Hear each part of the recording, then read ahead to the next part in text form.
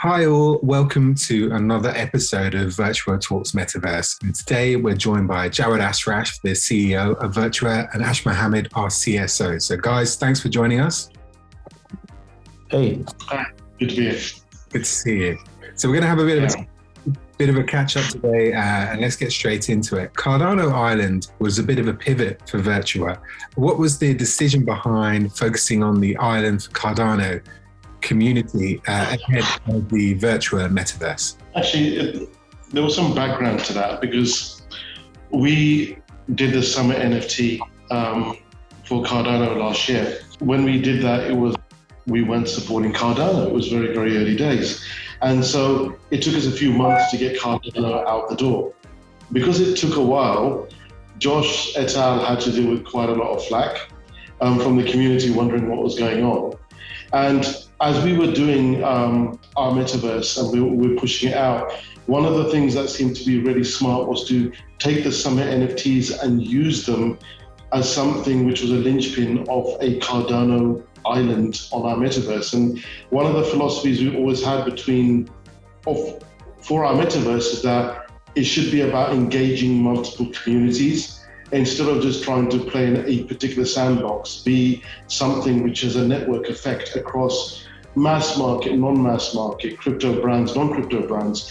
And here we've got an audience who's very engaged. We've got support throughout the entire ecosystem. And we were at quite a consensus with the Cardano team. So it made a lot of sense to start with that. And also, at many levels, you do a lot of learnings, because it actually allowed us to get into a position where we can sort of figure out what we're good at, what we can do well, and also figure out where our capabilities are, because we've learned a lot of things in this process. And like the first day that we did a mint, we actually learned a lot there as well, in that work with people who've done stuff in that ecosystem multiple times. On our platform, we've got Cardano compatibility. We've got a few other chains that are compatible with ourselves as well. But there are learnings, because the first time you do something on a chain, every chain has got its own idiosyncrasies. And we learn on day one that having a first pass at it with any platform provider, they're gonna find lots of little quirks that they find workarounds for after they do the first, second, third, fourth mint.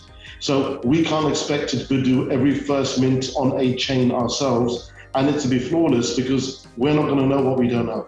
So one of the things it taught us is when we do things for other chains, work with capable teams who've worked on that chain before. That's a bit of a tangential answer, but ultimately it all really originated from the summer NFTs and the fact that we felt that we owed it to the Cardano community to give it to them first, because they were patient with us. Yeah, I mean, the other thing, I think the only other thing I'd add is that, like, you mentioned a pivot, but ultimately this is us going back to our roots. This is going back to what we wanted to do from the start, and we mentioned it before that even when we launched, we showed Ready Player One at our launch. We had VR, we talked about, this being a metaverse environment and, what the future could look like and, representing your digital self, all that kind of stuff. So it was something we were really, really excited for, and we've always been excited for. And it was just the way the market was and how the NFT space kind of evolved that, we did the NFT platform and all the kind of stuff, but having the 3D spaces, having the metaverse environments was always very central to us. And just now how things have opened up and how metaverse is very much part of the narrative, it's us kind of going back to our roots and doubling down on what we know that we are really good at. And what we are really good at is tech, and we're really good at these environments and the 3D, and the team are really passionate about it. So in many ways, this is going back to, back to where we came from. But just with the Cardano and, as Jawad mentioned, with all the Cardano community and stuff, it was a great way for us to begin that journey with a super engaged and excited community behind us. And as Jawad said, a lot of learnings have come from this project, and which will go into future ambitions. And one thing that we did see as well was that, you added a lot of utility to the NFTs. Is that something that you're going to keep exploring with that batch of NFTs and NFTs in general? More and more. I mean, essentially, the whole point here was to show what we can do. And historically speaking, we've licensed a lot of IPs, we've made a lot of great 3D models, but that's actually where our strength is. One of the things that Ash is talking about, going back to our roots, well, this was always part of what we were doing. When we actually created our assets, they weren't a celebrity and photos and artwork. We spent a lot of time creating really high-def 3D models, which cost a lot more, took a lot more time, and actually would sell for less than doing a celebrity drop. Why did we do that? Because we had a long-term plan. And so those assets are actually part and parcel of what we're doing in terms of land sales, in terms of our drops, in terms of, right now when we're working through the Cardano land sale, we did the Jets last week, and now we've got Squadron 195, which is going to end up having its own mythology in the metaverse. That's the sort of cool stuff you're going to start seeing surfacing, that we're going to be doing drops, but we're going to be doing land, but you're going to have all sorts of interesting utility with the stuff we've got. We've got spaceships, robots, monsters, vehicles. Why did we do all of that? Why did we license it? Because there was a plan. And that's slowly going to unveil, but part of the fun is not going to be to give everything away, but now we can have some fun with the narrative expanding. And the VFlex, the mythology around those, you're going to see all sorts of stuff happen. The project's been a big success. What's still available? What's sold out at this stage in terms of Cardano Island, and what's the next step? For us, this is a learning process. The way in which we view metaverses, we think this is the evolution of social. We're seeing the birth of something really cool and social. New types of social networks and new type of engagement. So it's an ongoing process. I know the condos, I think, which no one's really done in the space before, and it was something that we were really excited about, and creating these different sort of price points. Those are sold out. I think the larger plots are sold out. I think we have mediums and small plots still available, and it's a process. And we actually stopped our mint. What we wanted to do was, our view and our whole branding around it is like, this isn't a land sale, it's a celebration.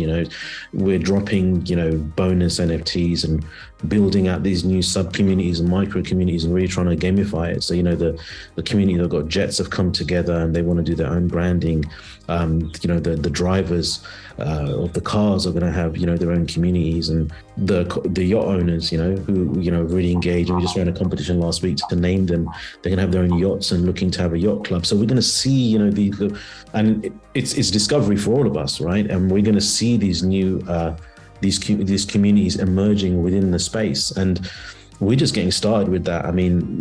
For us, the whole gamification piece and having a meta game within it was really important. We come from the gaming space, all the way back from, I remember playing Dune and Command and Conquer and Total Annihilation, and then Warcraft and Starcraft. Resource management, and that is a really compelling mechanic. But doing it in Web3 and giving agency back to you as a user, rather than pouring money into a game, I think is going to be a really fun mechanic. And also, what it does, it gives us the ability to do more with the different communities. I was talking to a big project in Cardano just today, who were asking that, look, we want to have certain NFTs that you can craft, and we want to use certain resources to do that.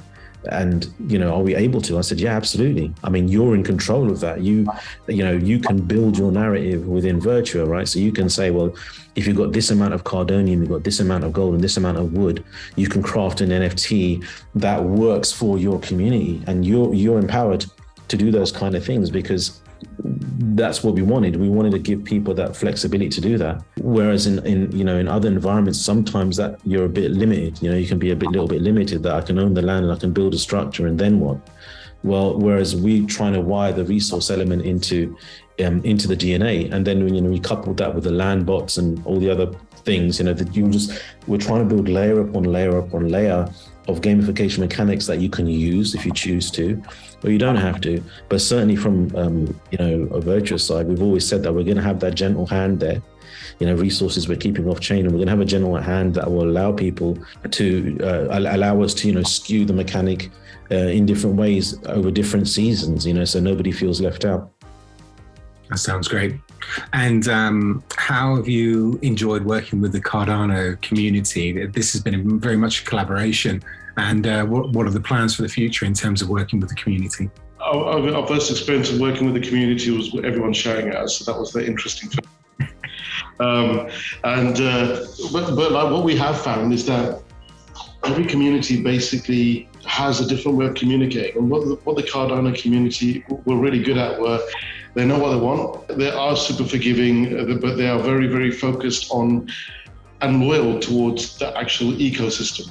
And what we've seen is that as we've gone in as a new project, we've seen engagement across the board, from individual community managers to other projects, even other metaverses within the space. We're engaging with everyone, and everyone is out there to try to better the entire chain ecosystem.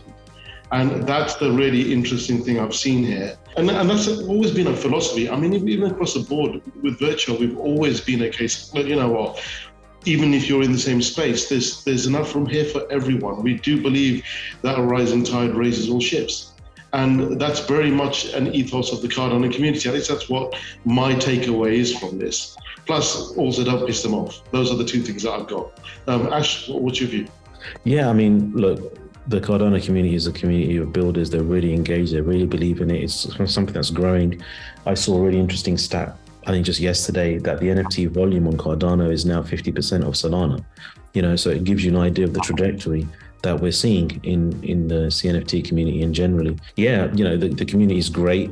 I think, you know, with also by working with Josh and getting some great direction and having that relationship for the last year or so has really helped, you know, helping us navigate the waters as well. And then, you know, collabing with great projects and, you know, OGs in the space who have also guided us. You know, one thing I've noticed is that there's not a lot of arrogance in the community, which you do sometimes see, you know, on other chains where someone just thinks they've made it and that's it. They don't want to help anymore. They're just them and their project.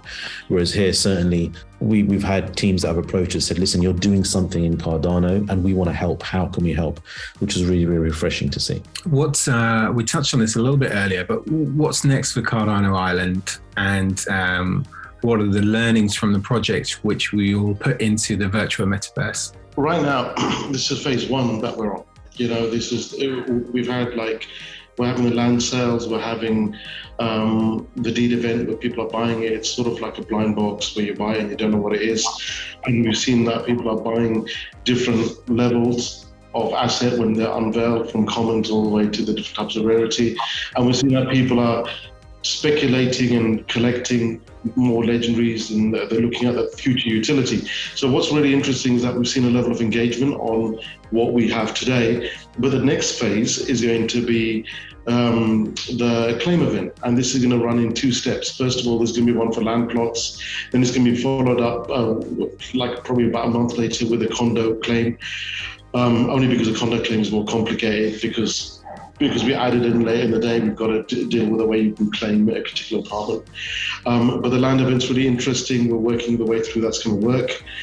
So you can basically zoom into the island from above, you can choose your plot, and you decide exactly the way that you're going to, you basically say my deed is going to be linked to that plot, and at that point it's going to swap it for a proper land registry deed with those coordinates on it. So that's the next step. Then after that, there's going to be another scheduled event, and that's going to be the crib event. I don't know what we're going to call it, but that's what I call it, where you can actually claim your property, which you're going to have your property on the land, and you're going to be able to start using it. And straight away, we're going to offer the ability for you to be able to go in there, customize it. There's going to be voice over IP and multi-user. That's going to come out the box, you know, at that event. So those are the first three phases. Right now, we're working on the different ways we're going to launch them. There's going to be a web version, which means that it's complete portability and you can use it. We're currently also working on an Unreal version. We'll see if that comes at the same time or not. So right now, there's a lot of moving parts, but those are the three phases. Customizable spaces you can come into and you can use, and that will be part of your crib event, which will be coming after the claim event. And then after that, you know, you're going to start seeing more and more things being released. You're going to see our games being released, games remixing coming in, all of the things we've been talking about. But really, as we introduce new features, they're going to always come to Cardano Island first. That's sort of the philosophy we've got. And even if in our wider ecosystem, we bring out 10 different experiences, each which are in a different island, we're probably going to bring most of them, if not all of them, to Cardano Island, because this is what the pioneers get. They are the OGs of our metaverse. And you touched on pioneers there. How is there a structure to that you're working on at the moment? No, it's sort of like just an unofficial one that we have internally, but like we see the Cardano community as a pioneers. I mean, Ash, do you want to add on to that? Yeah, absolutely. I mean, like it's the first one, and that's what, we did it with the mints as well. There was free things that happened there, free NFTs. There'll always be something for the people that, took the first steps in the metaverse. So it's something that we'll unlock over time with different types of utility, whether that's in the spaces, whether that's in different sorts of events, different activations. I think that will always remain, central to the DNA. It's something that is evolving. There's like Jawad mentioned, there's so many different things that we want to do, and we just have to make sure we roadmap it all in a sensible way so that we can deliver it. There's nothing worse than saying, okay, we're doing this, and it's with development, right? You miss a target, or you miss it, and then you get slaughtered for it. So we just want to make sure that everything we're delivering in a sensible way, in a measured way, just keeping the community abreast of all of that. Absolutely. So much going on at the moment. Is there, what stage are you at in terms of building out the, I know that the project's started in 2017. What stage are you at in terms of development of the Virtua Metaverse when it comes to eventually people coming into the space? Quite far along. I mean, there's a lot of lessons that we've learned from day one. One, which is you can't just build a metaverse in one tech stack, because access jumping on points are different for absolutely everybody. Certain people want to go, some people are like Mac users like Ash over here.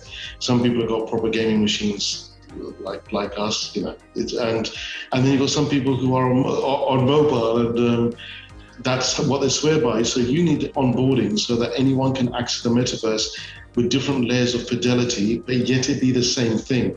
That's been the challenging thing. We want the same environment, lobby to work and rooms to work on a mobile phone and a web browser, but then in high fidelity Unreal, then potentially on a console, and then on VR. So the challenge has been in that cross-platform compatibility, because there is not one graphics engine which is the golden bullet, a silver bullet for this, because they are all different. They're all good at certain things. Some have footprints that are too heavy. Some are mobile friendly. So we've been working a lot, but a lot of it has been a bunch of technical challenges, and we just simply haven't been able to find one provider. I would love for us to not have to deal with a lot of the technicalities that we've had to deal with, and just have something out of the box so we can focus on being creative. But what we've had to do over the years is build out things that have compatibility. So the same 3D model as an FBX can work on mobile and in AR and on PC and in the web browser without us having to rebake the model again. So there's all sorts of low-level tech stuff that we've had to do that we didn't really want to do, but there was no real way around it. We've been focusing on that, and we've been focusing heavily on the inside spaces, utilities, portals, jumping from lobbies to inside spaces. And that's really where our metaverses will lead with. And then later on, we're going to focus on all of the outside spaces. And a lot of that we're doing in collaboration with another game called Nitro Gaming. They're doing a 2D game, then a 3D racing metaverse game. They're going to have a planet in our universe. And they really are focusing on outside stadiums, outside spaces, outside events. So we're collaborating with our tech team so they can really focus on the outside stuff. And we can really focus on the inside stuff and bring the stuff together so we don't have to go ahead and replicate or have duality workload. So we're working with other companies, to do stuff and make a metaverse, because don't try to build it all yourself. Why try to reinvent the wheel, or why do things twice? A lot of stuff in my hat as sort of CTO and CEO that I've had to deal with, but we've got a really great technical director who's coming on board now. He's going to be laser focused on just pushing through the metaverse strategy. And ahead of metaverse, right now we've got, I'm here in Dubai now, and the Nitro team has flown in, and they're all brainstorming about metaverse with our head of metaverse and some other crypto projects to figure out the ecology of our ecosystem across different crypto projects. So a lot of what we're doing and where we're going to be moving forwards is very much how we can provide a network effect across multiple crypto projects and engines and teams to try to make the metaverse, which is the perfect metaverse, but get it to do it first properly, high fidelity and cross-chain and cross-technology. And that's kind of the thing that people don't see very often. And it's really easy to put up some really cool screenshots and just say, okay, this is an Unreal based metaverse, which is great. And you see that in it's easy. People are building out in Unreal 5 and stuff, but Unreal doesn't play well with browsers. And we're really thinking about the scale. We're thinking about how do you onboard the next it's not in the hundreds of thousands. We want to think about, well, how do you scale this, in a really big way, and answering other sorts of questions in and around that. How do you create entry points or jump off points into the metaverse from mobile to someone that's a Web 2 native, and bring them to this space? How are those things solved? We see a lot of discussion in and around, okay, look, it's amazing to have 10,000 people online in the same space at one time, but well, is that even a meaningful experience for anyone? I mean, when you play Fortnite or when you play Destiny, how many people are in that room with you for it to be a meaningful experience? It doesn't have to be that many. So then how do you do that? How do you retain high fidelity and have all these different environments where it feels social, but you're not, you don't have 1,000 people crammed into that space? Does it actually need to happen? And these are questions that, we're trying to figure out and working with, great partners to solve some of these challenges. And like you said, having something working on desktop is one thing, but if you look at mobile usage and you look at the percentages, how many people now surf the web or browse on mobile? If you're just based around a download, then you're limiting it just to a PC gaming audience, which is kind of niche. So how do you grow it and make sure you deal with all those things? So yeah, we have the great Unreal visualizations and stuff, but we have to have it in Unity as well. We have to factor in the AR piece that we have on iOS and all those kind of things. So all these different tracks are kind of happening at once. And then all those things have to be QA'd, all those things need to be tested. So that's all happening. But I've played around with some of these betas. I've been in a space with lots of people kicking around a ball and doing all that kind of stuff in the fan caves and the different spaces. So that it's all coming and it's all happening. So I think we're quite comfortable with the direction that it's taking. And because one of the reasons that we really want the betas as well is a lot of our brand partners who we haven't announced and that we're talking to really want to see it. They want to use it and understand it. They don't just jump on board with us because, on a wing and a prayer and a promise. They actually have to see some of this stuff. And they have to understand, okay, they need to visualize, right, what does this mean for my brand? So when you work in Williams want to understand, okay, well, what does that look like? We're not going to call you a metaverse partner. What does that look like? Or when you're dealing with a lot of these great brands, they want to understand it and what it means and how it can impact their brand in a positive way. So these are all discussions that we have to have, and we have to show stuff to do that. It's one thing if you do a generative dropping and say, hey, you know what, I've dropped this NFT, I'm going to bring in a metaverse. It's very different when you talk to a brand and you say, okay, show us, what have you done? How far have you got? What does it look like? What will it look like for me? And when can you get it ready and out to market? So that's why we've got these partners and they're metaverse partners, because we've got it. There's substance there. Absolutely. So much of it is uncharted territory, and you guys are building it as you go and trying to make sure your ambitions, and you don't overpromise to the community and actually, fulfill the promises that you make. So it's a really interesting time. You have cutting edge and you've got bleeding edge, and crypto is basically bleeding edge. So you're constantly just having to deal with stuff no one's done before. We're making things up as you go along and trying to make them real. But that's actually the fun of it as well. Yeah, very exciting. We touched on games a moment ago, but is there anything you can update us on the project with Stainless Games at this time? It's progressing. I mean, it's looking phenomenal what they're doing, and it's, as well as having a game, what we're working with them is about the narrative of the wider universe as well. So Ash is more involved in that. Why didn't you have a word? Yeah, I mean, look, it looks phenomenal. It's a squad-based game. The team. We're working really in collaboration with them to really make this like a AAA game and turn VFlex into a AAA IP at the same time. And VFlex have a very special place, in our hearts. They're like the key avatar within Virtua, and they were like one of the OG NFT collections before it actually became a thing. They've been around for some time. So yeah, some really great mechanics that are going to be there. It's going to be turn-based, a lot of planning, battle passes, different types of VFlex, different types of accessories, NFT driven. So the characters themselves that you have are NFTs and generative as well. We're adding to the family as well. So you have VFlex. The game has something interesting called Deflex as well, which are like the originating generation. So a generation that's a little bit more janky and clunky, and they operate as the enemies in the game. So it's looking really cool, and it's moving at a decent pace. But with a game like that, it takes some time, and we release some shots and screenshots and videos of it occasionally. But yeah, moving in the great direction. These guys as well, they're a great team based in the UK. They've done a lot of Magic the Gathering games. They've done, they're doing some work with Amazon and stuff like that. So really want to see if we can move the needle in terms of what people expect from a Web3 game. Can't wait. That sounds absolutely awesome.